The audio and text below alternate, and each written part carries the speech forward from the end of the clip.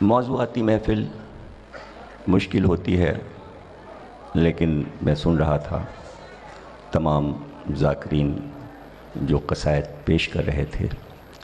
اللہ ان تمام ذاکرین کو سلامت رکھے کہ انہوں نے پاکستان کے چپے چپے میں ولایت علی کو پہنچایا ہے۔ ولایت علی کو بے دھڑک بغیر کسی تکلف کے اس شاندار طریقے سے ایک ایک روایت اور ایک ایک حدیث کو نظم کرتے ہیں، اور کہیں بھی ان کی شاعری میں مبالغہ نہیں ہوتا، سچائی ہی سچائی ہوتی ہے۔ اور میں ہمیشہ سے پسند کرتا آیا ہوں ذاکری کے اس انداز کو، اس لیے کہ شاعری آل محمد کی پسندیدہ ذاکری ہے، اور ذاکری جب شروع ہوئی تو شعر و شاعری سے شروع ہوئی۔ کربلا کی ترویج میں واقع کربلا اور غدیر خم، یہ دو چیزیں جہاں جرم تھیں وہاں شاعروں نے اپنے سروں کو ہتھیلیوں پہ رکھ لیا، اور عرب کے گاؤں گاؤں اور قریے قریے میں غدیر بھی سنائی اور کربلا بھی سنایا۔ انہوں نے اپنی جان کی پرواہ نہیں کی۔ اور شاعری چونکہ نثر مشکل سے یاد ہوتی ہے، شعر جلدی یاد ہو جاتا ہے، اور چونکہ عرب شاعری میں ڈوبے ہوئے تھے اس لیے انہی کی زبان میں غدیر سنائی، انہی کی زبان میں کربلا سنایا۔ عربی شاعری سے ایران کی شاعری متاثر ہوئی، اور پھر یہ پیغام فارسی میں ایران آیا، اور پھر ترکی گیا، اور یہاں تک کہ آذربائیجان روسی ریاستوں میں ہوتا ہوا سفر کرتا ہوا ہمارے پنجاب اور سندھ میں در آیا۔ اور پھر اردو زبان نے تو جیسے غلامی کے کاغذ پہ دستخط کر دی کہ ہم آل محمد کے گھر کی کنیز قیامت تک رہیں گے۔ ذرا دیکھو تو صحیح کہ عربی میں ایسی کتابیں بھی لکھی گئیں کہ جو آل محمد کے وقار کے منافی نہیں تھیں، لیکن اردو شاعری نے تو قسم کھا لی کہ اس گھرانے کے علاوہ کسی کی مدح ہی نہیں کریں گے۔ اردو نے کبھی کسی کے لیے کوئی شعر نہیں کہا، یہ قسم تو دیکھیے آپ اردو کی۔ اور پھر پاکستانی زبان جب ابھری اور اردو کے ساتھ اس میں سرائکی، پنجابی، سندھی الفاظ شامل ہوئے تو شاعری کچھ اور خوبصورت ہو گئی۔ اور اردو اتنی وسیع قلب رکھتی ہے کہ ہر زبان کے لفظ کو اپنے میں سمو لیتی ہے۔ آپ دیکھیے کہ قصیدے اردو میں ہی ہوتے ہیں، لیکن ساتھ میں سرائکی کا لطف بھی آ رہا ہوتا ہے، پنجابی الفاظ بھی آ رہے ہوتے ہیں، سندھی لفظ بھی آ رہے ہوتے ہیں۔ یہ سب کیوں ہوا؟ اس لیے کہ یہ گھرانہ ایسا گھرانہ ہے کہ کائنات کی کوئی قوم ایسی نہیں ہے جو خراج عقیدت پیش کرنے کے لیے نہ تڑپ رہی ہو۔ اس لیے اس گھرانے نے زبان کو یکجا کر دیا، اس لیے کہ یہ گھرانہ ہمیشہ سے زبانوں کا سرپرست رہا ہے۔ اگر عربی کی سرپرستی بنی ہاشم نہ کرتے تو عربی جانے کیا ہوتی۔ اور اس سے بڑا جملہ میں نہیں کہہ سکتا کہ بنی ہاشم نے عربی کو اس قابل بنا دیا کہ اللہ نے اس زبان میں اپنی کتاب اتاری۔ یہ بنی ہاشم کا احسان ہے کہ اردو جس طرح آپ کو خوبصورت نظر آتی ہے ایسی عربی بنی ہاشم بولتے تھے۔ یہ مت سمجھیے گا کہ پورا عرب جو عربی بولتا تھا قرآن اس میں آیا۔ قرآن نے خود اقرار کیا ہے، اے حبیب آپ کی زبان میں قرآن اتارا ہے، کسی اور کی زبان میں قرآن نہیں اتارا گیا۔ جو زبان آپ بولتے ہیں ہر گھر کی ایک زبان ہوتی ہے۔ اردو کو اردو معلّہ اس لیے کہتے ہیں کہ وہ غالب کی آغوش میں پلی، وہ سودا اور میر کی گود میں پلی، وہ میر انیس اور مرزا دبیر کی گود میں پلی، وہ اقبال اور جوش کی گود میں پلی ہے، اس لیے اردو معلّہ ہے۔ عربی ہاشم کی گود میں پلی، لیکن بیٹا اتنا بچے کو نہیں پالتا جتنا ماں پالتی ہے۔ کیوں نہ میں کہوں کہ فاطمہ بنت اسد کی گود میں عربی پلی تھی، اسی گود میں محمد پلے تھے۔ محمد نے زبان ماں سے سیکھی، اس لیے آج تک کہتے ہیں مادری زبان پدری زبان نہیں ہوتی۔ اب مجھے کہنے دو کہ قرآن محمد کی مادری زبان میں اترا اور ماں بنی تھی محمد کی آمنہ کے بعد فاطمہ بنت اسد، اور اس کی گواہی موجود ہے۔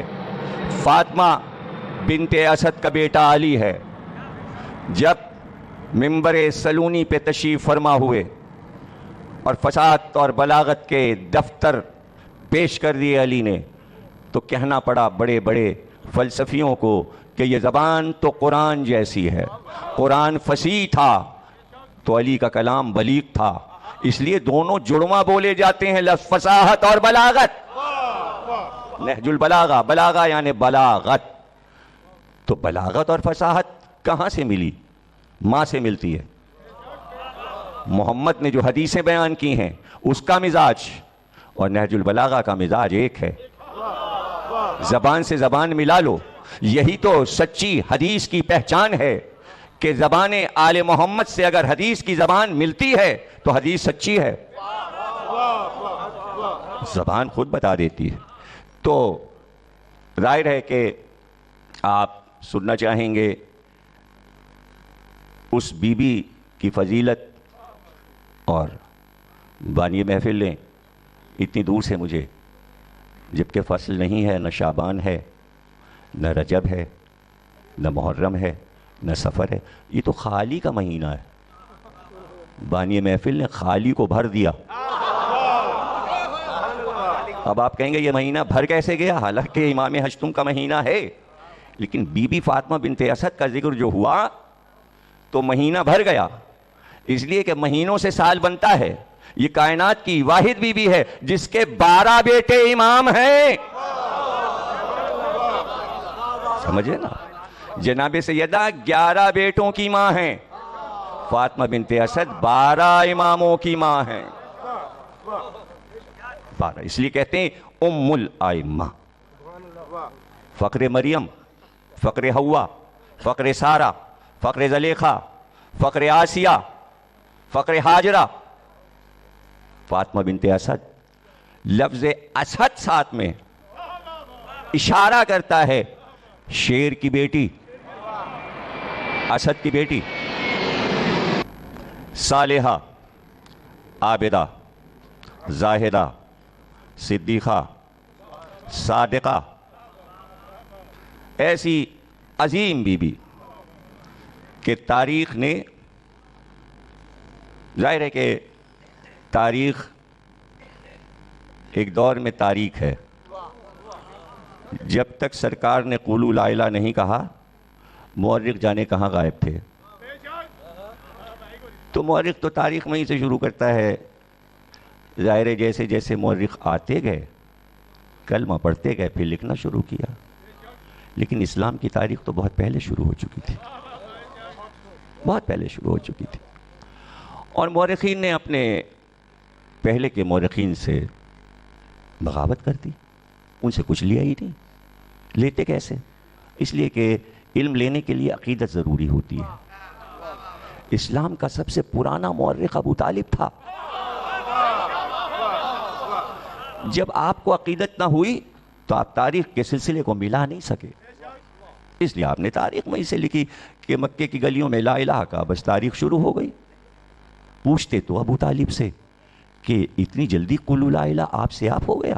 اس کے لیے حالات سازگار کیے گئے تھے، اس طرح محمد کو پالا گیا تھا، اس طرح حفاظت کی گئی تھی، وہ سب کچھ بھی تو سنو۔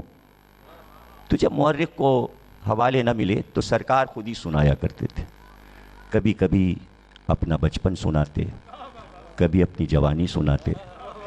آپ کیا سمجھتے ہیں حدیثوں میں صرف یہی ہے اس طرح وضو کرو، اس طرح نہاؤ، اس طرح گھر میں جاؤ، اس طرح یہ کرو، اس طرح وہ کرو؟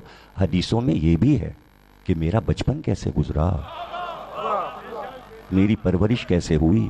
سرکار کو معلوم تھا کہ کوئی مورخ نہیں دیکھ رہا تھا کہ میں کیسے پلا، اس لیے خود نوشت سنا رہے تھے، خود بتا رہے تھے کہ بھئی ایسے ایسے بچپن گزرا میرا، ایسے ایسے میری پرورش ہوئی۔ اور موقع آتے تھے تو ان موقعوں کو سرکار محفوظ کرتے تھے کہ یہ موقع ہے کہ یہاں پر سنا دیا جائے۔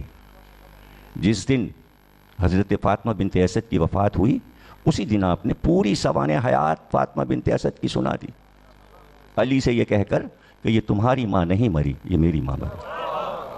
دیکھیں یہاں سے تاریخ فاطمہ بنت اسد کی شروع ہوتی ہے۔ دنیا میں جب آدمی مر جاتا ہے، قبر میں اتار دیا جاتا ہے، تو وہاں اس کی سوانح حیات ختم ہوتی ہے۔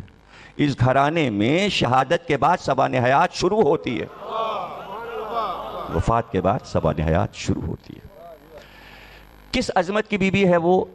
ظاہر ہے کہ مورخین کو لکھنا چاہیے تھا، محفوظ کرنا چاہیے تھا، پورے عالم اسلام کو اس بی بی کا یوم منانا چاہیے تھا، لیکن ہوا یہ کہ احساس کمتری بہت قیامت چیز ہے۔ پریشانی یہ ہو گئی امت کو کہ اگر ہم یوم منائیں، بھئی جملہ ضائع نہ کیجیے گا، اور میں بہت احتیاط سے پڑھنے کا عادی ہوں، امت نے سوچا یوم منائیں ہم صرف علی کی ماں کا۔ یہ احساس کمتری تھا، یہ احساس کمتری تھا، لیکن آپ کے لیے تو سب کچھ احساس برتری ہے، آپ کے لیے سب کچھ احساس برتری ہے۔ یہاں احساس کمتری نام کی کوئی چیز ہی نہیں۔ یہ تو قدرت نے علی کی ماں کو ایسا بنایا کہ ایک دور آنے والا ہے کہ جب قرآن یہ اعلان کرے گا کہ امت کی مائیں ہیں ازواج نبی، تو پہلے ہی علی کو بری کر دیا، یہ کہہ کر رسول نے کہ اگر ازواج مائیں ہیں تو علی امت کا باپ ہے۔ دیکھیں یہ کردار فاطمہ بنت اسد محفوظ کیا گیا ہے کہ اگر علی کسی کو ماں کہہ سکتے ہیں تو اس بی بی کا نام فاطمہ بنت اسد۔ اس لیے آپ کو یہ فخر جاتا ہے کہ آپ مادر علی کا یوم منائیں، اور پھر وہ صرف علی کی ماں نہیں ہیں، وہ نبی کی بھی ماں ہے، وہ نبی کی بھی ماں ہے، اور نبی نے اپنی زبان سے کہا ہے کہ وہ میری ماں ہے، وہ عقیل کی ماں ہے۔ کنیت کسی بیٹے پر ہوتی تھی، فاطمہ بنت اسد کی کنیت ام عقیل ہے، ام جعفر نہیں، ام طالب نہیں، ام علی نہیں، ام عقیل مشہور تھی کنیت سے۔ اب یہ سب راز کی باتیں ہیں، اگر ابھی رموز پر گفتگو ہوئی تو تفسیر بھی ہو جائے گی، تفصیل بھی ہو جائے گی، لیکن اصل میں چاہ رہا ہوں کہ سمبلز پر گفتگو ہو اور اشاریوں پر گفتگو ہو جائے، اس کے بعد ہم تفصیل میں آ جائیں گے کہ پالا، محمد کو پالا، بڑے پیار سے پالا، بڑی محبتوں سے پالا۔ اب جو ایک ماں کو محبت ہو سکتی ہے گود میں پالے ہوئے بچے کے لیے، اس محبت کی معراج کیسے دکھاؤں میں آپ کو؟ تاریخ محفوظ کرتی ہے اس بات کو کہ بچپن میں جب سرکار جاتے تھے 8 9 10 سال کی عمر میں بکریاں چرانے کے لیے غار حرا کی طرف، اور جب شام کو واپسی ہوتی، تو اس روایت کو خود حضرت فاطمہ بنت اسد نے بیان کیا ہے کہ میرے گھر میں ایک کھجور کا درخت تھا، اس میں پھل پکتے تھے، پھل گرتے تھے، تو پھل جو صحن خانہ میں گرتے تھے وہ میں چن لیتی تھی، اور میں نے کچھ ایسے برتن پیالے رکھے ہوئے تھے کہ سب کے حصے لگا دیتی تھی، یہ طالب کے لیے، یہ عقیل کے لیے، اور سب سے بڑا حصہ محمد کے لیے رکھتی تھی، اور میں نے ایک طاق مقرر کر لیا تھا اور اس پر کھانے کے لیے رکھ دیتی تھی۔ گھر کے کام کاج کے بعد اکثر میں دوپہر کو کچھ دیر کے لیے لیٹ جاتی تھی سونے کے لیے، اور یہ اطمینان رہتا تھا کہ بچے آئیں گے تو ان کو اس جگہ پر کھانے کے لیے مل جائے گا۔ جب میں کھجوریں چن لیتی تھی تو پھر چھوٹے چھوٹے بچے خاندان کے، محلے بنی ہاشم کے، پڑوس کے آتے اور پھر وہ چن کے کھجوریں لے جاتے، لیکن جب تک میں نہیں چن لیتی تھی کھجوریں اس وقت تک بچے ہاتھ نہیں لگاتے تھے کھجوروں میں۔ آداب سیکھا تھا بنی ہاشم کے گھر سے، بنی ہاشم کے پڑوسیوں نے، اب جن کے پڑوس بہت دور تھے،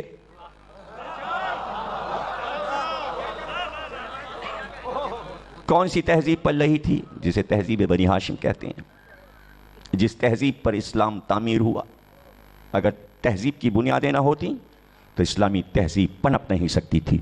برسوں میں یہ تہذیب بنی ہاشم نے بنائی تھی۔ کہتی ہیں کہ ایک دن میں اپنے کاموں میں اتنی مصروف ہوئی کہ کھجوریں چننا بھول گئی، اور بچے یہ سمجھے کہ میں نے سب کے حصے اٹھا لیے، وہ آ کے کھجوریں لے گئے۔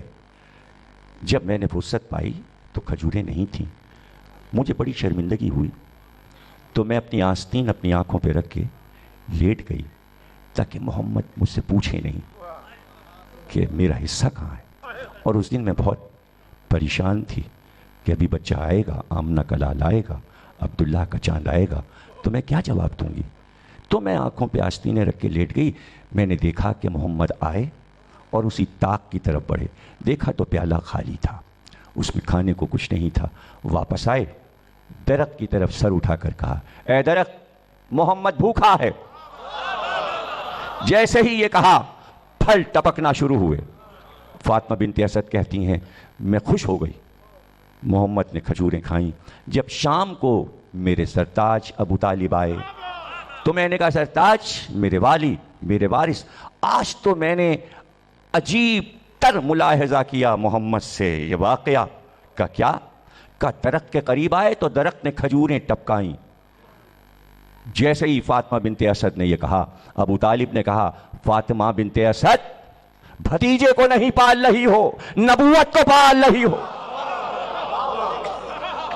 دیکھیں یہ روایت خود فاطمہ بنت اسد سے آئی ہے۔ اب ایک روایت جو کہ تفسیر قرآن میں بھی موجود ہے اور کئی مفسرین نے لکھی ہے، اسی کے ساتھ میں آپ کو سنا دوں تو میں آگے بڑھوں۔ اور وہ میں اکثر کہا کرتا ہوں کہ سرکار کی آمد، کسی نے کہا کہ 9 ربیع الاول کو آپ کی آمد ہے، کوئی کہتا ہے ظہور 12 ربیع الاول ہے، کوئی کہتا ہے 14 ربیع الاول، کوئی کہتا ہے 17 ربیع الاول۔ تو میں اس پر جملہ کہا کرتا ہوں کہ علامہ اقبال کی جب 7 سالہ ہوئی تو یہ بحث اٹھی کہ بھائی چھٹی کس دن دی جائے حکومت کی طرف سے، اور ان کا جشن 7 سالہ کس دن منایا جائے۔ نومبر میں تو پیدا ہوئے تھے، لیکن کسی نے 9 نومبر لکھی، کسی نے 10، کسی نے 11۔ تو مورخ تو اس طرح لکھتے ہی ہیں، ادھر کی ادھر روایت ہو جاتی ہے۔ تو ابن انشا نے ایک کالم لکھا، اس میں انہوں نے کہا بھائی آپ ایک کمیٹی بنا لیں اور ایسا کریں کہ سیالکوٹ کے جس ہاسپٹل میں پیدا ہوئے تھے اقبال، وہاں سے سرٹیفکیٹ نکلوایا جائے اور اس پہ جو ڈیٹ لکھی ہو وہ مقرر کر لی جائے۔ تو بات آسان ہو گئی، مشکل نہیں تھی۔ تو ظاہر ہے کہ کسی سینٹر پہ جانا پڑتا ہے کسی کی صحیح ولادت کی تاریخ تلاش کرنے کے لیے۔ تو اگر مورخ نے 10 روایتیں سرکار کے ظہور کی لکھ دی ہیں تو ایک مقرر کرنے کے لیے کسی ایک کے پاس تو جاؤ کہ جو مرکز ہو، تو وہی بتا سکتا ہے کہ جس کی گود میں آئے ہوں آمد کے فوراً بعد، اسے تاریخ یاد ہوگی۔ اور وہ 2 ہی ہستیاں ہیں، یا ابو طالب ہیں اور یا فاطمہ بنت اسد ہے۔ بیان تو کیا ہوگا ضرور، اور اگر نہیں بیان کیا ہوگا تو تحقیق اور ریسرچ میں چیز کو ڈھونڈنے کے لیے کچھ روٹس ہوتے ہیں، اس روٹ پر چل کر صحیح چیز مل جایا کرتی ہے۔ دیکھیں میں روٹ بتائے دیتا ہوں۔ یہ روایت ہے فاطمہ بنت اسد اور ابو طالب کی، لیکن شان اس سے سرکار رسالت کی ظاہر ہوتی ہے۔ اور اسے مقبول احمد صاحب نے تفسیر قرآن اور زمین میں اس روایت کو لکھا ہے 5 کتابوں کے حوالے سے، کہ جیسے ہی آمنہ کے گھر میں رسالت کا گلاب کھلا، لیکن میں بہت احتیاط سے پڑھتا ہوں، جیسے ہی رسالت کا گلاب آمنہ کے صحن میں کھلا، فاطمہ بنت اسد سب سے پہلے خوشی میں دوڑتی ہوئی ابو طالب کے پاس آئی۔ چہرہ خوشی سے سرخ تھا، جو لفظ روایت میں ہے وہی بیان کر رہا ہوں۔ چہرہ خوشی سے سرخ تھا اور آتے ہی کہا، مبارک ہو، اللہ نے آمنہ کو ایک چاند سا بیٹا دیا۔ بے اختیار ابو طالب نے کہا، فاطمہ بنت اسد، تمہارے چہرے کی خوشی یہ بتا رہی ہے اور سرخی یہ بتا رہی ہے کہ آج سے پورے 30 برس کے بعد اللہ تمہیں بھی ایک ایسا ہی بیٹا دے گا۔ دیکھیں یہ روایت لکھی ہے مورخ نے۔ 2 تاریخیں طے ہیں۔ سرکار 1 عام الفیل میں آئے، ہاتھیوں کے واقعے کا پہلا سال تھا، سب نے لکھا۔ علی 30 عام الفیل میں آئے، دونوں بھائیوں میں 30 سال کا فرق ہے۔ ابو طالب بھی کہہ رہے ہیں آج سے پورے 30 برس کے بعد، آج سے پورے 30 برس کے بعد، آج سے، یہ آج سمجھ لیجئے، اسلام میں یہ آج جو ہے بڑا اہم ہوتا ہے، یہ آج ٹی وی نہ سمجھیے۔ اگر قرآن اور حدیث لفظ آج استعمال کرے تو وہ راستہ بتا دیتا ہے۔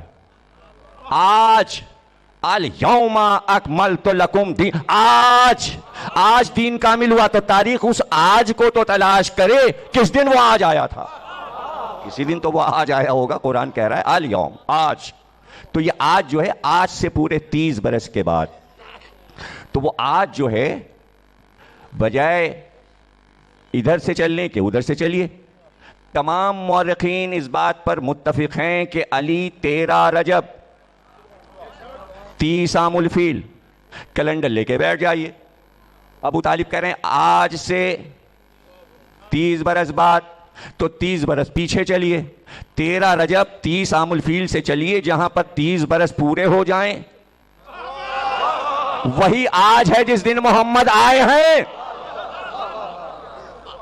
30 برس گن لیجئے پیچھے کی طرف، سرکار کی صحیح ظہور کی تاریخ مل جائے گی۔ لیکن میں کہا کرتا ہوں 2 چیزیں سرکار کی ایسی ہیں جو امت کے پاس نہیں ہیں۔ سب کچھ ہے سرکار کا، سرکار کے بال بھی ہیں، زلفوں کا بال بھی ہے، سرکار کا امامہ بھی ہے، سرکار کی تلوار بھی رکھی ہے ترکی استنبول کے میوزیم میں، یہاں شاہی مسجد میں منہ مبارک بھی ہیں، کشمیر میں بھی منہ مبارک ہیں، ہر جگہ امامہ بھی ہے، عبا بھی ہے، حد یہ ہے سرکار کی جوتیاں بھی ہیں جس میں سے ایک چوری ہو گئی تھی۔ سب چیزیں ہیں نا، ہر چیز سرکاری، لیکن 2 چیزیں امت کے پاس نہیں ہیں، ایک سرکار کے ظہور کی تاریخ نہیں ہے اور ایک وفات کی تاریخ نہیں ہے۔ 2 چیزیں نہیں ہیں۔ اچھا نہیں ہے تو پھر میں کیا کروں؟ تو میں کچھ تو کہوں کہ کیوں نہیں ہے، میں کہوں کیوں نہیں ہے۔ اس لیے نہیں ہے کہ ظہور کی تاریخ ابو طالب کو معلوم تھی، وفات کی صحیح تاریخ علی کو معلوم تھی، وہاں ایمان سے انکار کیا، یہاں خلافت سے انکار کیا، دونوں چیزیں گئی، نہ وہ ملی تاریخ نہ یہ ملی تاریخ۔ آسان ہے دونوں چیزیں قبول کر لی جائیں، ایمان ابو طالب اور غدیر خم، یہ دونوں چیزیں امت کو مل جائیں گی، ظہور کی تاریخ اور وفات کی صحیح تاریخ۔ تو فاطمہ بنت اسد خود بیان کرتی، اور پتہ ہے جب ابو طالب نے بتا دیا تو بی بی کو معلوم ہے کہ بھئی نبوت گود میں پل رہی ہے، تو پھر جب یہ معلوم ہو گیا کہ نبوت پل رہی ہے تو پھر کیا شان ہوگی، کیا شان ہوگی۔ اور پھر شادی ابو طالب اور فاطمہ بنت اسد نے کی ہے۔ آپ بتائیے، بزرگ ہی تو شادی کرتے ہیں۔ جب خدیجہ سے رسول اللہ کی شادی ہوئی تو کون بزرگ تھے، کون رشتہ لے کے گئے تھے، کنہوں نے بہو پسند کی تھی؟ نہ عبداللہ حیات تھے، نہ آمنہ حیات تھی، نہ دادا حیات تھا، صرف ایک چچا اور ایک چچی۔ تو پتہ چلا خدیجہ پسند ہیں کس کی؟ ابو طالب اور فاطمہ بنت اسد کی۔ اس لیے نکاح پڑھنے والا بھی کوئی نہیں تھا۔ آپ کیا سمجھ رہے ہیں بھائی، بنی ہاشم کے دور میں مولویوں کا دور نہیں شروع ہوا تھا۔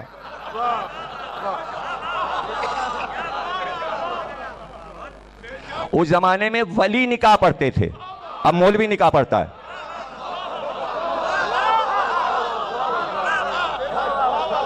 اب مفتی نکاح پڑھتا ہے۔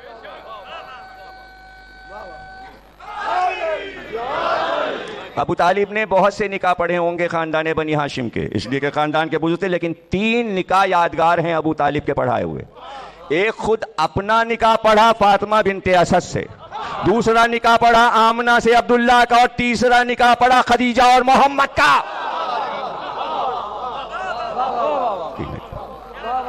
اتفاق سے تینوں عقد کے خطبے موجود ہیں۔ جو ابو طالب نے اپنے عقد پہ خطبہ پڑھا تھا وہ بھی موجود ہے، جو جناب عبداللہ کے عقد پہ پڑھا تھا وہ بھی موجود ہے، اور جو خطبہ خدیجہ اور محمد کے نکاح کا پڑھا تھا وہ بھی موجود ہے۔ اور تینوں خطبے الحمدللہ الذی سے شروع ہوتے ہیں۔ ساری تعریف اللہ کے لیے جہاں سے میں نے تقریر شروع کی تھی۔ کتابوں میں موجود ہیں، عربی میں موجود ہیں، لیکن سوال یہ ہے کہ علم و ادب سے کس کے رشتے گہرے ہیں؟ آپ سمجھے کہ یہ مجلسیں اور محفلیں کیوں ہوتی ہیں اتنی شدت سے آپ کے یہاں؟ تاکہ بچوں کو علم و ادب سے کچھ واسطہ تو رہے۔ یہ باریک باتیں جو آپ کے یہاں بیان ہوتی ہیں، تاریخ کی، قرآن کی، علم کلام کی، فلسفے کی، منطق کی، یہ دنیا کی کسی زبان میں رائج نہیں۔ دعائیں دو حضرت امام جعفر صادق صلوات اللہ سلام علیہ۔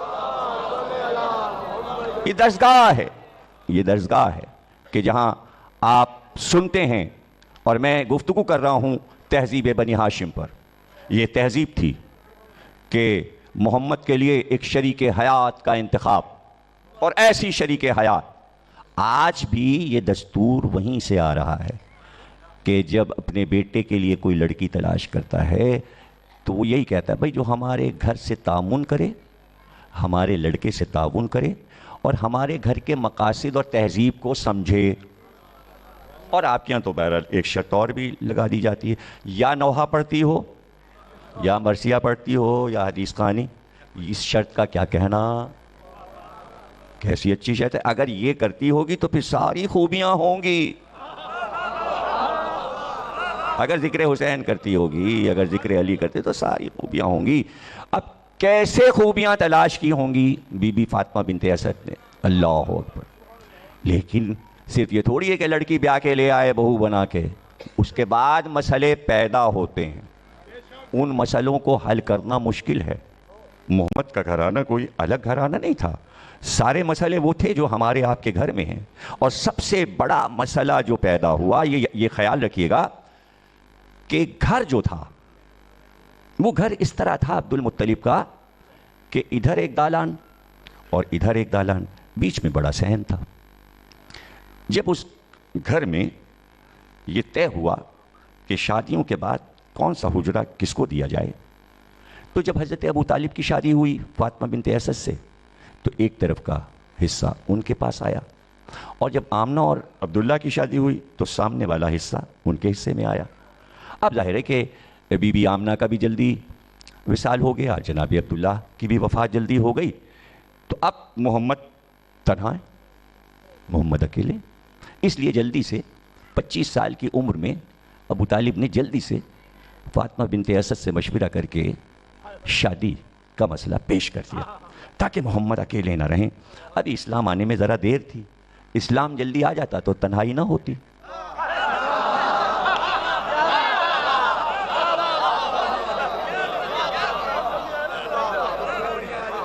کیا کہنا آپ کا بھائی؟ اللہ آپ کو نظر بد سے بچائے۔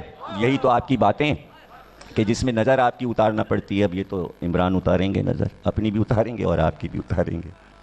تو اب مسئلہ یہ تھا کہ شریک حیات جب آ جاتی ہے تو تنہائی دور ہو جاتی ہے، لیکن پھر بھی تنہائی رہتی ہے جب تک گھر میں بچوں کی آواز نہ آئے۔ اب اس جملے کا آپ نے لطف نہیں لیا، گھر بیکار ہے جب تک بچے کی آواز نہ آئے۔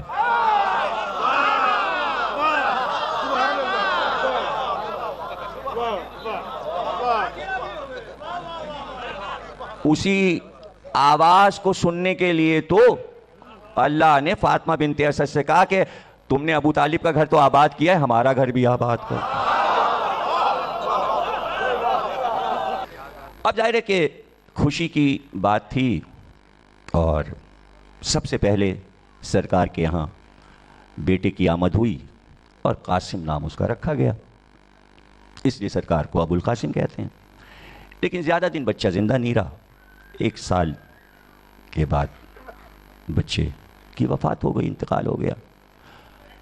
1-1.5 سال کے بعد پھر ایک بچے کی آمد ہوئی، اس کا نام عبداللہ رکھا گیا، اس کی بھی وفات ہو گئی، 1.25 سال کا ہو کے وہ بھی دنیا سے چلا گیا۔ پھر ایک بیٹے کی آمد ہوئی، اس کا نام طیب رکھا گیا، اس کی بھی وفات ہو گئی۔ پھر ایک بیٹے کی آمد ہوئی 1.5 سال کے بعد، اس کا نام طاہر رکھا گیا، اس کی بھی وفات ہو۔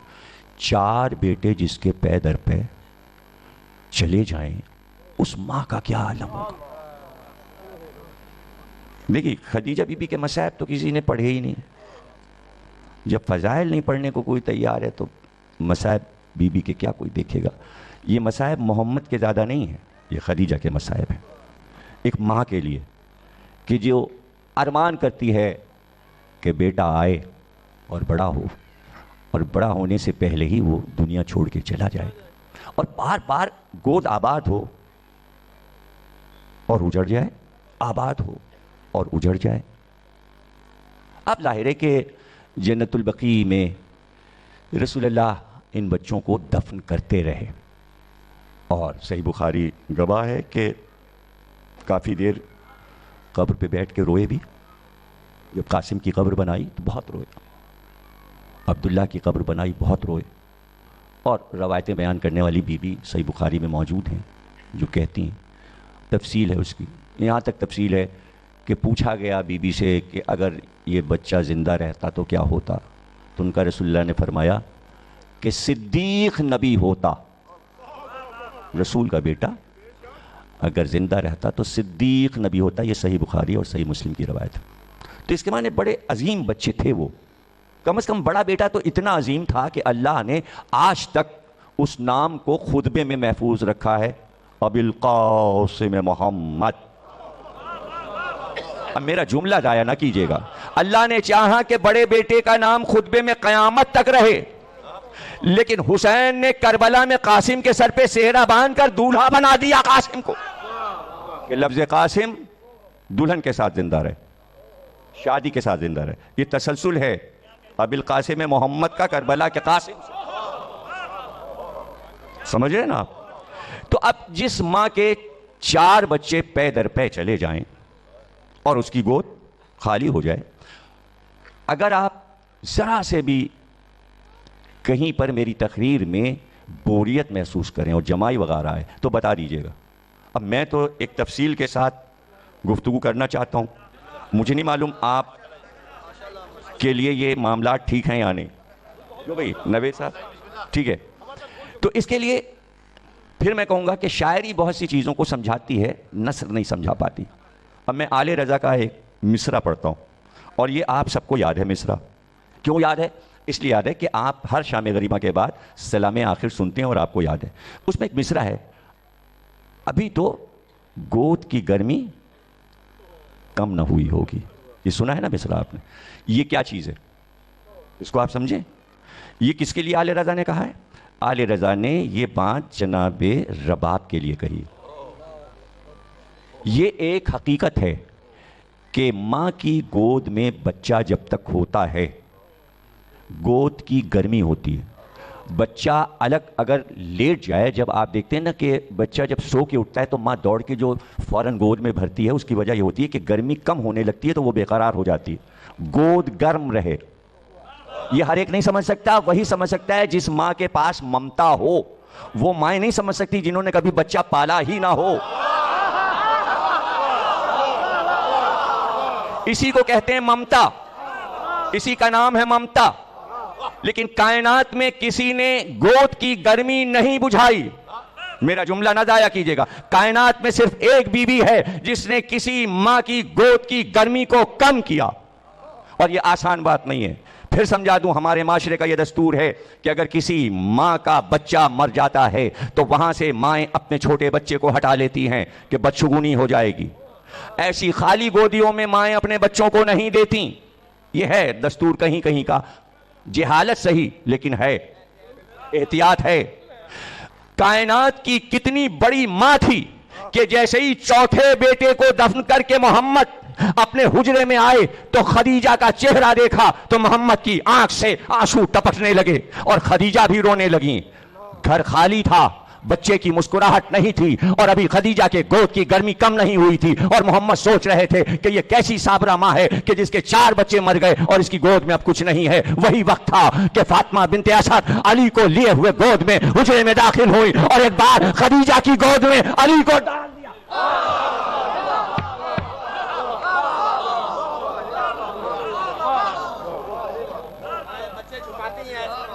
یہ ہے وہ عظیم ماں فاطمہ بنت اسد. اب آپ یہ کہتے ہیں, نعرے لگا لیجئے گا, جملہ سن لیجئے. اب آپ یہ کہتے ہیں تاریخ ابو الفدا پڑھیے. ابو طالب غریب ہو گئے تھے اس لیے ایک بچے کو لے لیا پالنے کے لیے محمد نے. یہ غربت کا قصہ نہیں ہے, یہ ماں کی ممتا کا مسئلہ ہے.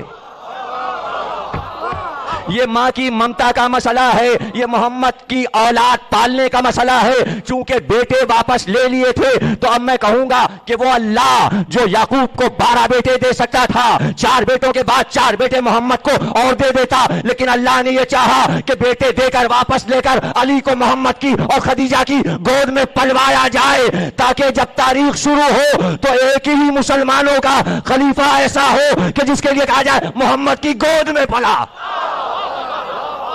خدیجہ کی گود میں پلا.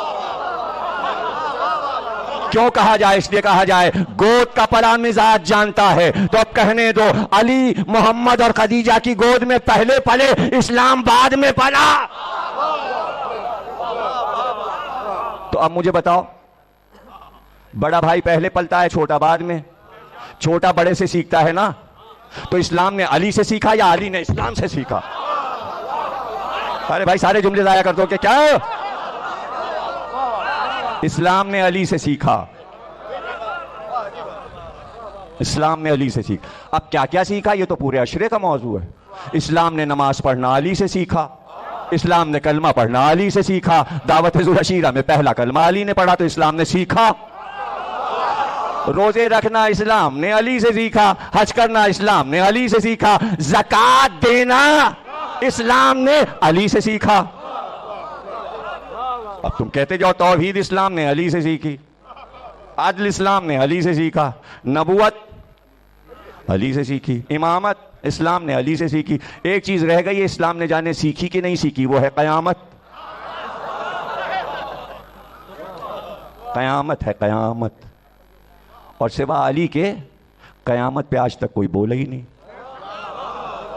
قیامت کا منظر علی نے ابھی سے دکھا دیا, اور قیامت کا منظر ہے قیامت کا, اور ہر جگہ اپنی موجودگی دکھائی ہے.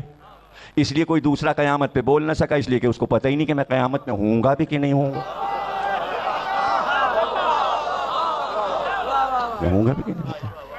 تو اب یہ فاطمہ بنت اسد کا کارنامہ ہے. بچے کو حوالے کر دیا. کئے دن چند دن کی تو بات ہی تھی کہ یہ واقعہ ہو گیا. چوتھے بیٹے کی وفات ہوئی, ادھر علی آئے, ادھر وہ بیٹا سرکار کا دنیا سے چلا گیا. شاید مشکل سے 3 دن تو قیام رہا بی بی کا اللہ کے گھر میں. اس کے بعد 3 دن شاید مشکل سے وہ جھولا جسے قمات کہتے ہیں کہ وہ ریشم کی ڈوریاں باندھ کر جھولا بنتا تھا عرب میں, اس میں بچے کو لٹاتے تھے اور قمات یعنی ڈوریوں سے باندھ دیتے تھے, تاکہ جب ماں مصروف ہو کسی کام میں تو بچہ گر نہ جائے. یہ پیار ہے ماں کا, یہی ہے ممتا. اب ظاہر ہے کہ جب آتی تھی تو دیکھتی تھی وہ ڈوریاں تو سب ٹوٹی پڑی, وہ ڈوریاں تو ٹوٹی پڑی ہوئی ہیں, اور کہتی تھی ابو طالب سے تو ہمیشہ قمات توڑ دیتا ہے, ساری ڈوریاں یہ بچہ توڑ دیتا ہے. تو ابو طالب کہتے تھے پھر تم نے اسد نام کیوں رکھا ہے؟ بھائی یہ ماں نے نام رکھا تھا, اسد نام فاطمہ بنت اسد نے کیوں رکھا تھا؟ اس لیے کہ فاطمہ بنت اسد کے والد اسد کے صرف ایک بیٹی تھی, تو اپنے باپ کے نام کو زندہ کیا تھا. اب آپ تو بھائی جملے جو ہیں وہ اچھے اچھے سننے میں اتنے مگن ہیں آپ کہ آپ جملوں کو مزے سے کھا پی رہے ہیں. اتنا پسند آیا فاطمہ بنت اسد کا رکھا ہوا یہ نام کہ اللہ نے کہا اسد اللہ, ارے میرا اسد ہے. ماں کہہ رہی ہے میرا اسد ہے, اللہ کہہ رہا نہیں تو میرا اسد.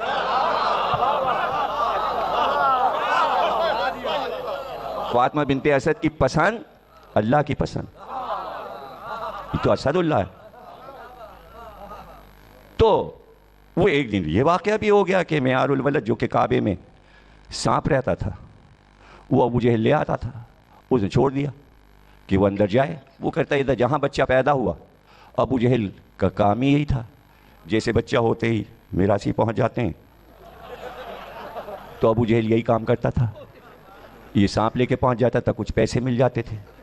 اس کا نام تھا معیار الولد. وہ بچہ قریب جاتا تھا, سانپ اس کے بچے کو سونگتا تھا, اور اگر وہ حلالی ہوتا تھا تو چھوڑ کے آ جاتا تھا, ورنہ ڈس لیتا تھا. جانے کب سے یہ رواج چلا آ رہا تھا. یہاں بھی لے کے آ گیا, پکارا, کوئی جواب نہیں ملا تو اس نے, وہ پہنچ جاتا تھا جھولے تک. ابھی تو لٹا کے جھولے میں فاطمہ بنت اسد کسی کام سے گئی تھیں کہ وہ وہاں تک پہنچ گیا معیار الولد, اور وہ بلند ہوا اور جھولے کی طرف لپکا. علی مسکرائے, مسکرائے,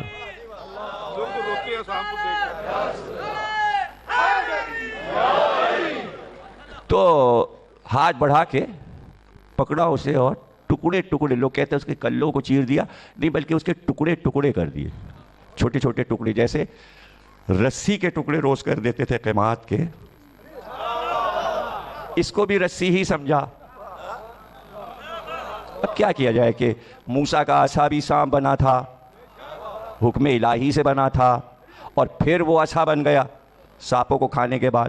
اللہ نے کہا اب اسے اٹھا لو, قرآن میں اب اسے اٹھا لو. موسیٰ قریب ہی نہیں جا رہے ہیں. اللہ نے کہا اٹھاؤ اٹھاؤ. جب حکم الہی ہوا تو اٹھانا تو تھا ہی. تو پتہ آپ کو کیسے اٹھایا؟ یہ اپنے کرتے کا دامن ہاتھ پہ رکھ کے اس سے پکڑا. یہ ہے جناب. تو موسیٰ اپنے عصا سے ڈرے جا رہے تھے کہ سانپ بن گیا تھا, اور یہاں ٹکڑے ٹکڑے ہو گیا. اب بہت دیر ہو گئی, ابو جہل چلایا کہاں ہے معیار الولد. تو ابو طالب اس کے چلانے پہ باہر آئے. کہ کیا کہ بھائی تو تم سے کس نے کہا تھا جب تک تمہیں بلایا نہ جائے تم کیوں بچے کے پاس لے کے اس کو آ گئے؟ کہا میں نے تو اندر بھیج دیا. کہا چلو دیکھتے ہیں بھائی کیا ہوا. ابو طالب آیا, ابو جہل بھی آیا, دیکھا تو سانپ کے ٹکڑے ٹکڑے پڑے. بعض کہتے ہیں وہ اژدہا تھا, بعض کہتے ہیں سانپ تھا, بعض کہتے ہیں ایک تھا, بعض کہتے ہیں دو. مختلف روایتیں کہ دو تھے وہ. بہرحال وہ ٹکڑے ٹکڑے پڑا ہوا ہے. یہ تو سر پیٹنے لگا ابو جہل. کہنے لگا اب کیا ہوگا ابو طالب, اب پہچان کیسے ہوگی یہ کون حلالی ہے اور کون؟ ابو طالب نے کہا آج سے یہ قصہ ختم ہوا, اب طے کر لو کہ اس بچے کا جو دوست ہوگا وہ حلالی ہوگا, جو اس کا دشمن ہوگا. اس دن سے یہ طے ہو گئے. فرمان ابو طالب. جب ابو طالب کا فرمان قرآن کی آیت بن سکتا ہے, خطبہ نکاح میں کہا تھا الحمدللہ, اللہ نے قرآن ہی وہیں سے شروع کر دیا. تو جب اللہ ابو طالب کے کلام کو قرآن میں لے سکتا ہے تو محمد حدیث میں نہیں لے سکتے. تو سرکار نے حدیث بھی دے دی کہ علی کی محبت اور علی کا بغض. مشہور ہو گئی یہ حدیث, سرکار کی رسالت ہے. تو فاطمہ بنت اسد نے اسد نام رکھا صرف شجاعت کی وجہ سے نہیں. اس پہ غور کیجئے گا. دیکھیں شجاعت تو لازمی ہے, اور اس کو سمجھ لیجئے کہ شجاعت وراثت میں باپ سے ملتی ہے, لیکن اگر ماں کا خاندان شجاع نہ ہو تو باپ کی وہ شجاعت بیٹے میں زیرو ہو جاتی ہے. کچھ میں نے کہا اور آپ نہیں سمجھے. علی سے شجاع دنیا میں کوئی گزرا, اور پھر عقیل سے یہ کہہ رہے ہیں کسی شجاع خاندان کی عورت پسند کرو تاکہ میں عقد کروں, جو بیٹا پیدا ہو وہ حسین کا مددگار ہو. علی کو بھی شجاع خاندان کی ضرورت تھی, اس لیے کہ جو ماں دودھ پلائے اس کی رگوں میں بھی شجاعت آ رہی ہو. تو شجاعت, سخاوت, عبادت, شرافت, نجابت باپ اور ماں دونوں طرف سے ہوتی. اور مورخ کو لکھنا پڑا کہ ہاشمی خاندان سب سے افضل تھا عرب کا, اور پہلا رشتہ ہاشمی میں جو ہوا وہ ابو طالب اور فاطمہ بنت اسد کا ہوا. اس سے پہلے کوئی ہاشمی عورت ہاشمی گھر میں بیاہ کے نہیں آئی تھی. تو علی باپ کی طرف سے بھی ہاشمی تھے اور ماں کی طرف سے بھی ہاشمی تھے. تو شجاعت ادھر سے بھی آئی, شجاعت ادھر سے بھی آئی, سخاوت ادھر سے بھی آئی, سخاوت ادھر سے بھی آئی. اب یہ سخاوت کیسے آئی؟ سخاوت ہاشم میں تھی. ہاشم کے بڑے بیٹے اسد تھے جن کی بیٹی فاطمہ بنت اسد, اور چھوٹے بیٹے عبد المطلب تھے جن کے بیٹے ابو طالب. یعنی چچا, یہ ان کے چچا, یہ ان کے چچا. ایک بھائی کی بیٹی فاطمہ بنت اسد اور ایک بھائی کے بیٹے ابو طالب. یہ رشتہ ہوا تو دونوں ہاشمی ہو گئے. تو اب سارے صفات دونوں طرف سے آ رہے ہیں. اور عرب کا قاعدہ یہ تھا کہ چراگاہوں کی تلاش میں نکلتے تھے. جہاں گھاس ہوتی وہاں رک جاتے, جہاں پانی ہوتا وہاں رک جاتے. اگر میلوں پانی نہ ملتا, گھاس نہ ملتی, بڑھتے جاتے قافلہ لیے, کاروان, اپنے اونٹ, اپنے جانور, اپنے گائے بیل بکری سب لیے, بھیڑیں چلے جا رہے ہیں. اب جب دیکھا کہ پانی ہے ہی نہیں, سبزہ کہیں ہے ہی نہیں، تو آپ سمجھ جاتے تھے موت قریب آ گئی. تو پھر کرتے یہ تھے، اس رسم کو کہتے تھے احفاد. الف بڑی ہے، فے الف دال احفاد. رسم یہ تھی کہ اپنی قبریں خود کھود لیتے تھے اور کھود کے اس میں بیٹھ جاتے تھے کہ اب تو مرنا ہے، اور خیموں کو اوپر سے اوڑھ لیتے تھے، اور پھر ہڈیاں ہی ملتی تھیں صحرا میں، اس لیے کہ وہ کو مر جاتے تھے. یہ کب سے ہو رہا تھا عرب میں، اور کھانے کو تھا نہیں. ایک دن ایسا ہوا کہ ہاشم کی زوجہ یعنی اسد کی والدہ فاطمہ بنت اسد کے والد 5 برس کے تھے. یہ جو اسد آپ سن رہے ہو، لکھا ہوا دیکھ رہے ہیں، یہ 5 برس کے تھے. اپنے ایک دوست کے ساتھ کھیل رہے تھے خیمے کے باہر. وہ بچہ روتا ہوا آیا، دوست رونے لگا تو اسد نے کہا کیا ہوا؟ کہا کئی دن ہو گئے کہ گھر میں نہ آٹا ہے، نہ دال ہے، نہ چاول ہے. فاقے پہ فاقہ ہم لوگوں کو ہو رہا ہے. اسد بھی رونے لگے. روتے ہوئے آئے اور اپنی ماں سے کہا کہ کچھ کھانے کے لیے گھر میں ہے. یہ سورہ دہر کا قصہ اسلام آنے کے بعد کا ہے، میں پہلے کا سورہ دہر سنا رہا ہوں. کچھ گھر میں کھانے کے لیے، تو ماں کچھ آٹا دال چاول جمع کر کے لائیں. کہا کیا ہوا؟ کہا میرا دوست بھوکا ہے، اس کے گھر میں کچھ پکا نہیں. کھانا لے جا کے دیا. بہت خوش ہوا، وہ بچہ لے گیا اپنے گھر. شام کو جب ہاشم آئے تو اسد کی والدہ نے کہا آپ کو کچھ خبر ہے؟ پورے محلے میں قحط ہے، گھر میں نہ آٹا ہے، نہ دال ہے، نہ چاول ہے، بچے پریشان ہیں، بلک رہے، رو رہے. اسد روتا ہوا آیا تھا، اس کا دوست اس کے پاس آیا تھا، کھانے کو کچھ نہیں. وہ اسی دن رات کو ایک پورا خاکہ ہاشم نے اپنے ذہن میں بنایا. صبح اٹھے، سفر کی تیاری کی، اور زوجہ سے کہا دیکھو اب ہم جاتے ہیں اور ہم عربوں کی بھوک کو دور کریں گے، اور اس کا طریقہ یہ ہے کہ ہم باہر یہاں سے چمڑا لے جائیں گے، جانوروں کی کھالیں لے جائیں گے، اونٹ گائے بیل کی کھالیں، اور یہ فلسطین میں، شام میں، دمشق میں، مصر میں بیچیں گے، اور اس رقم سے گیہوں خرید کے لائیں گے. 6 مہینے گرمی میں سفر کرتے، 6 مہینے سردی میں. کبھی مصر جاتے، کبھی فلسطین، کبھی دمشق، اور وہاں سے گیہوں کی بوریاں لاتے، اور پھر اسے پسوا کر آٹا بنا کر اپنے ہی اونٹ حلال کر کے سالن پکوا کے بڑے بڑے لکڑی کے کنڈے لائے تھے، تسلے لائے تھے خرید کے مصر سے. ابو قبیس کی پہاڑی پر وہ پکا کے رکھ دیتے سالن، اور تنور لگوا دیے، گرم روٹیاں لگ رہی ہیں، اور اعلان پورے عرب میں ہو گیا آؤ کھاؤ آؤ کھاؤ. تو جن لوگوں نے قصیدے لکھے ہاشم کے، تو اس میں یہ کہا ہاشم کا دسترخوان تو یہ ہے، آدمی تو آدمی، پرندے اس کی دسترخوان پہ کھاتے ہیں. جب آدمی کھا کے چلے جاتے، جو کھانا بچتا تھا تو پرندے ٹوٹ پڑتے تھے اور وہ کھاتے تھے. اس لیے سخاوت بنی ہاشم مشہور ہو گئی. اب جو لوگ پریشان ہوتے ہیں یہ ہاشم ہاشم ہاشم کیوں پکارا جاتا ہے؟ ہاشم ہاشم ہاشم اس لیے پکارا جاتا ہے کہ روٹی کھائی تھی اس لیے پکارا، عربوں نے روٹی کھائی تھی اس لیے پکارا. تو جب عرب مداح ہو گئے، جب قرآن آیا ہاشم کی کئی پشت کے بعد، تو سورہ قریش نازل ہوا. لإیلاف قریش، ہم نے تمہارے لیے ایک ایسا انتظام کر دیا کہ 6 مہینے سردی میں، 6 مہینے گرمی میں کوئی تو کھانا کھلاتا تھا. اب ہاشم کا نام اللہ نے نہیں لیا تو سورہ کیا کسی اور غنی کے لیے ہو جائے گا؟ جس نے کھانا عربوں کو کھلایا نام تو اسی کا آئے گا. تو یہاں تو یہ طے کر لیجئے کہ اگر نام نہ ہو تو صفات سے پہچانو. تو سورہ قریش جناب ہاشم کی شان میں نازل ہوا. اور اس کے بانی کون بنے؟ اس سورے کے بانی کون ہیں؟ اسد، جن کی بیٹی فاطمہ ہے. اور یہ فاطمہ نام بڑا مقبول تھا اس خاندان میں. رسول کی حدیث ہے کہ میں فاطماؤں اور آتکاؤں کا بیٹا ہوں. سرکار کی تمام دادیوں کا نام یا آتکا ہوتا ہے یا فاطمہ. حضرت ابو طالب کی والدہ کا نام بھی فاطمہ، حضرت ابو طالب کی زوجہ کا نام بھی فاطمہ، حضرت ابو طالب کی بہو کا نام بھی فاطمہ، حضرت علی کی پوتیوں کا بھی نام فاطمہ، معصومہ قم تک یہ بھی فاطمہ، حسین کی بیٹیاں فاطمہ، حسن کی بیٹی فاطمہ. اور فاطمہ کے کیا معنی ہے؟ جو نار جہنم سے بچا لے جائے. واحد انسان محشر میں ابو طالب ہوں گے جن کے چاروں طرف فاطمائیں ہوں گی.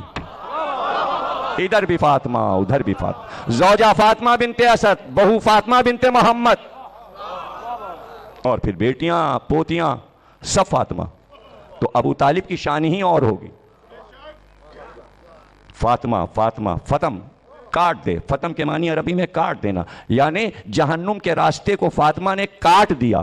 کس کے لیے؟ اپنے شیعوں کے لیے. یہی حدیث ہے، یہی حدیث. تو ابو طالب کی شان کا کیا کہنا، اور فاطمہ بنت اسد کی شان کا کیا کہنا. بڑے دلیلوں کے ساتھ ایمان ابو طالب پر گفتگو تاریخ میں وہ یہ بھرا پڑا ہوا ہے، لیکن ایک دلیل میرے چوتھے امام حضرت امام زین العابدین قرآن کے حاشیے پہ روایت لکھی ہوئی ہے، یہ روایت جو آپ کو سنا رہا ہوں چوتھے امام سے. کسی نے کہا کہ آپ کے پردادا ابو طالب صاحب ایمان تھے. آپ نے کہا تمہیں یہ پتہ نہیں ہے کہ جب اسلام آیا تو اللہ نے کہا رسول سے کہ جتنی عورتیں ایمان لے آئیں اور ان کے شوہر ایمان نہ لائیں طلاقیں دلوا دو. کچھ بھی نہیں سمجھے آپ. چوتھے امام نے فرمایا کہ دعوت ذوالعشیرہ میں عورتوں میں سب سے پہلے پکار کے فاطمہ بنت اسد نے کہا لا الہ الا اللہ. اگر ابو طالب ایمان نہیں لائے تھے تو رسول اللہ نے طلاق کیوں نہیں دلوائی؟ اس کے معنی دیکھیں، یہ کہتے ہیں کہ بھئی رسول اللہ کی بیٹیاں ابو لہب کے بیٹوں کو بیائیں تھی، جیسے اسلام آیا تو وہ اسلام لے آئیں اور ابو لہب کے بیٹوں سے طلاق ہو گئی. اور فاطمہ بنت اسد اور ابو طالب پتہ چلا دونوں صاحب ایمان ہی نہیں بلکہ ایک ولی تھا ایک ولیہ تھی. جو امامت اور نبوت کو پالے اس کی عظمت کا کیا کہنا. اور یہ ذکر گیا آگے تک. اور دیکھیے بہت سے لوگ اپنے شعراء ادیب کتابیں لکھتے ہیں تو پہلے صفحے پہ لکھتے ہیں انتساب کسی بڑے آدمی کے نام ہوتا ہے نا، انتساب کسی بہت ہی عظیم آدمی کے نام، یہ کتاب میں فلاں کے نام کرتا ہوں.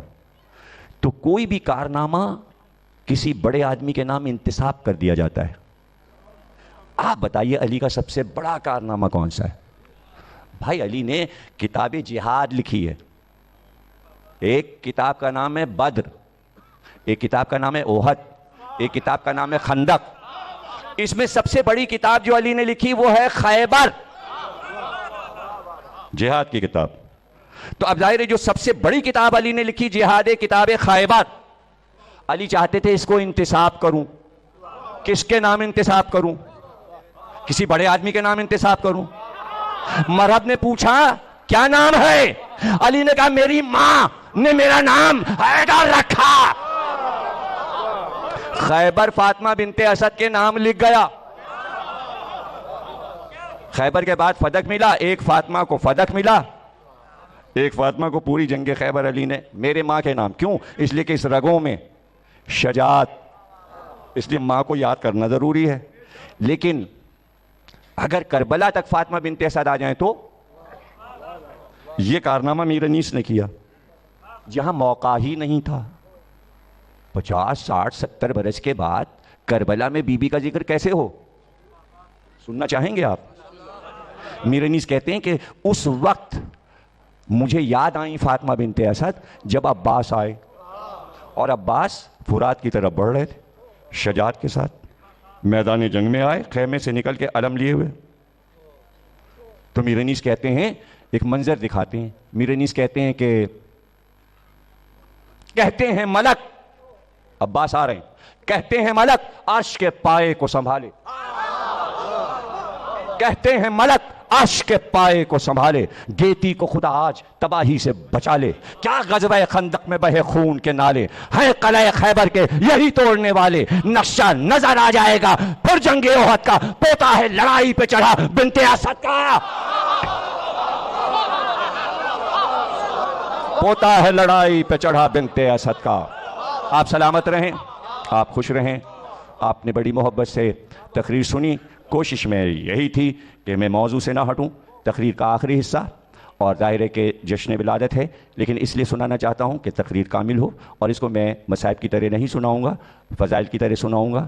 علی نے آ کے کہا کہ ماں کی وفات ہوئی. وفات سن لیجئے بی بی کی 4 ہجری میں ہوئی، یعنی 2 پوتوں کو دیکھا اور گود میں لیا. امام حسن امام حسین 4 ہجری میں موجود تھے. دادی کی گود میں پوتے آئے، دادی نے دونوں پوتوں کو دیکھا اور اس کے بعد آپ کی وفات ہوئی. گھر میں رہیں، ساتھ رہیں، علی کے ساتھ رہیں، حضرت فاطمہ زہرا کے ساتھ رہیں اور خدمت کی بیٹے نے بھی اور بہو نے بھی. اور علی نے آ کے مسجد میں مجمع میں بتایا کہ آج میری ماں کی وفات ہو گئی. اسی وقت سرکار کھڑے ہو گئے، دوش پر آبا ڈالی، کہا علی تمہاری ماں نہیں میری ماں. اور جملے آپ کو پتہ ہے کیا کہا علی یہ تو وہ ماں ہے میری جس نے خود فاقے کیے لیکن مجھے کھانا کھلایا. اب دیکھیے چلتے جا رہے ہیں.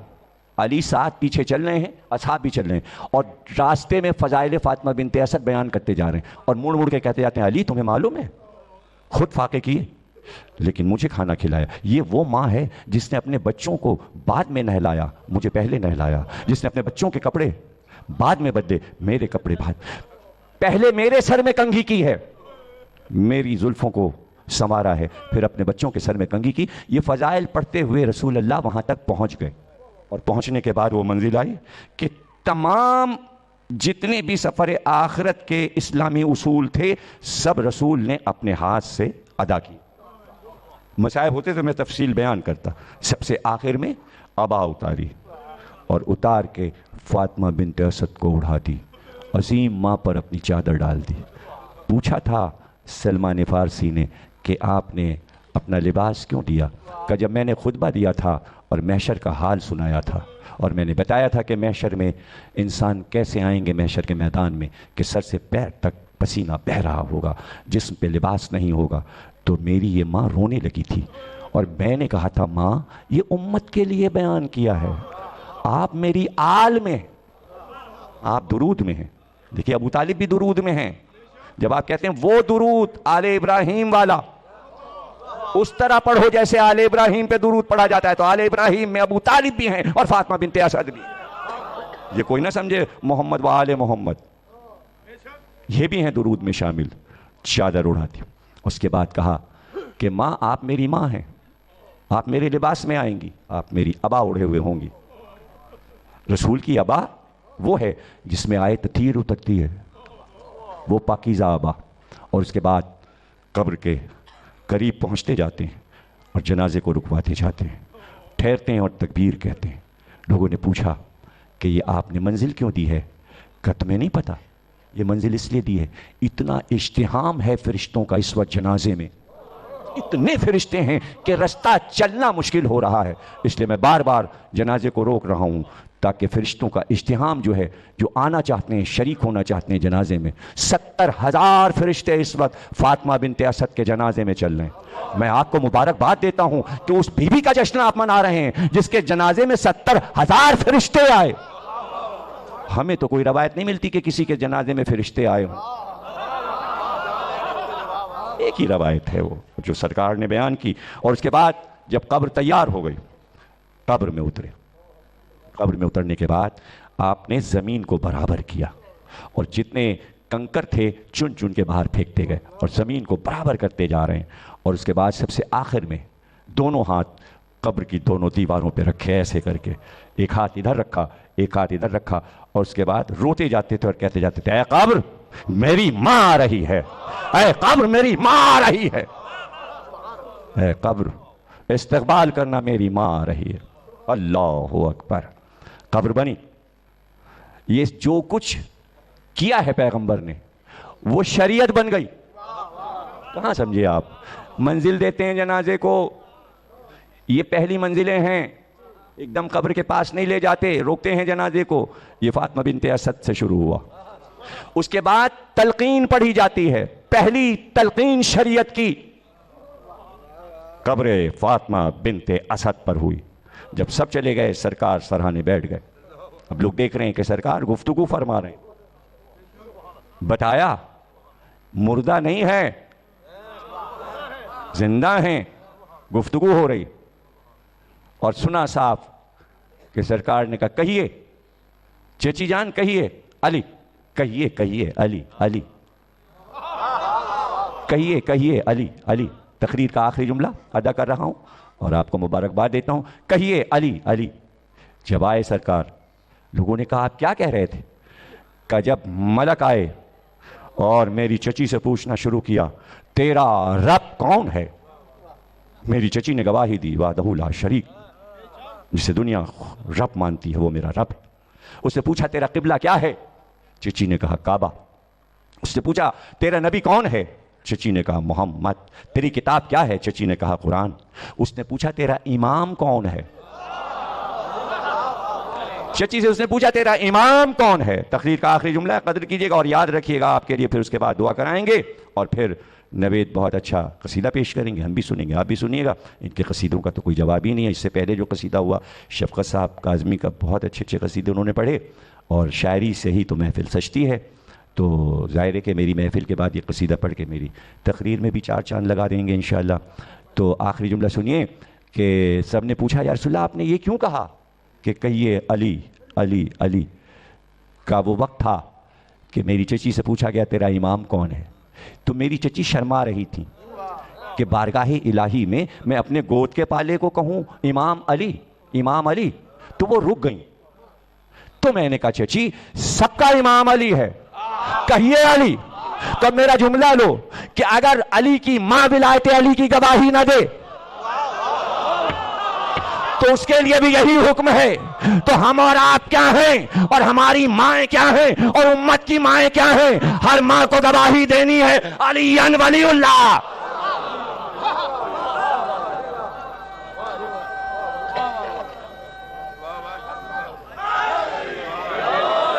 اب کسی کے دھیان میں یہ بات آئے تو یہ بھی سن لیجئے، اس گھرانے کا یہ طریقہ ہے سکھانے کا۔ فاطمہ بنت اسد کو معلوم تھا کہ یہاں علی کہنا ہے، اب کہاں یہ نکتہ اور پڑھوں کہ نہ پڑھوں، فاطمہ بنت اسد کو معلوم تھا کہ مجھے کہنا ہے کہ میرا امام علی ہے، انہیں معلوم تھا، لیکن چاہا کہ نبی کہیں تاکہ سنت بنے اور واجب ہو جائے۔ تو نبی نے کہا کہ جب علی کی ماں کو حکم ہے کہو علی ولی اللہ، تو یہ محرابوں میں نماز پڑھانے والے سوچ رہے کہیں کہ نہ کہیں، کہیں کہ نہ کہیں۔